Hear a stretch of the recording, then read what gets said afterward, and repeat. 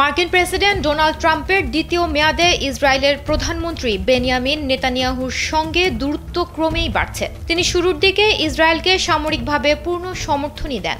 এরপর বাইডেন প্রশাসনের নিষেধাজ্ঞা তুলে নিয়ে সর্বাধিক বিধ্বংসী অস্ত্র সরবরাহ করেন, যেন নেতানিয়াহু কাজ শেষ করতে পারেন।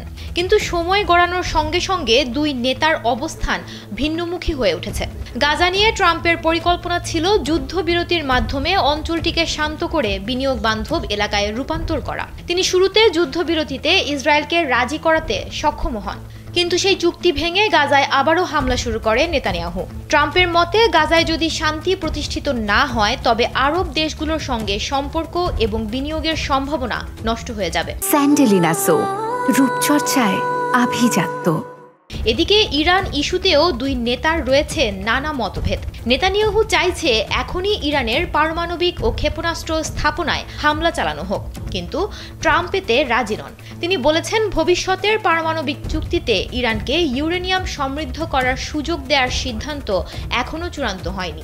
এই অবস্থায় নেতানিয়াহু কংগ্রেসে প্রভাবশালী ইসরায়েলপন্থী আইন প্রণেতাদের মাধ্যমে ট্রাম্পের ওপর চাপ সৃষ্টি করছেন। সিনেটর টম কটন ও লিন্ডসে গ্রাহাম ইতোমধ্যে বলেছেন চুক্তিতে ইরানের ইউরেনিয়াম সমৃদ্ধকরণ পুরোপুরি নিষিদ্ধ না হলে সেটি তারা মানবেন না।